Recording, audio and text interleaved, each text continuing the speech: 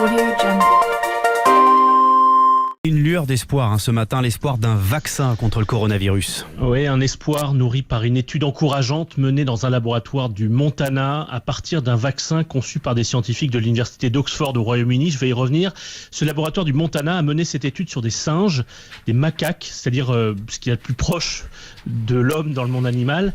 Le mois dernier, des macaques ont été exposés à de fortes quantités de virus. Les singes sont tombés malades, sauf 6 macaques qui avaient reçu un vaccin expérimental développé donc à Oxford. Un mois plus tard, ces 6 macaques ne sont pas malades, ils n'ont développé aucun symptôme, ils ne sont pas porteurs du virus, ils n'ont pas d'effets secondaires notables. Mais ça reste une étude sur les singes, vous l'avez dit, il va falloir encore beaucoup de temps pour démontrer qu'il fonctionne sur les humains. Oui, mais peut-être pas tant que ça, car les travaux sur ce vaccin, et c'est ça qui rend cette étude vraiment intéressante, les travaux sur ce vaccin n'ont pas commencé il y a quelques semaines ou il y a quelques mois, ils ont commencé il y a des décennies. Ces chercheurs d'Oxford travaillent depuis des décennies sur les vaccins contre les coronavirus. En fait, ce vaccin existe déjà pour d'autres coronavirus, il a déjà été testé sur des humains, et donc cette équipe cherche maintenant à l'adapter au Covid-19.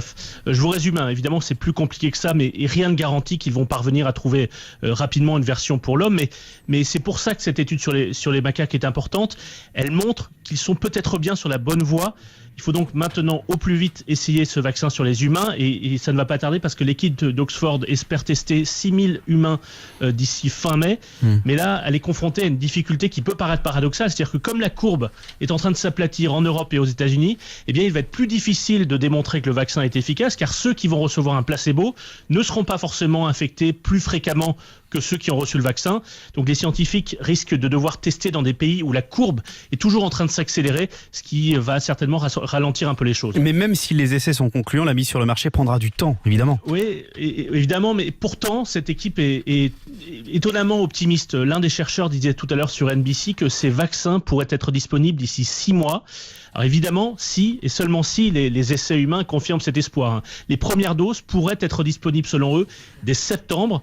Et cette équipe de chercheurs ne perd pas de temps. Elle travaille déjà à une production à grande échelle pour que ce soit disponible largement d'ici la fin de l'année. Des dizaines et même des centaines de millions de doses envisage l'un des chercheurs.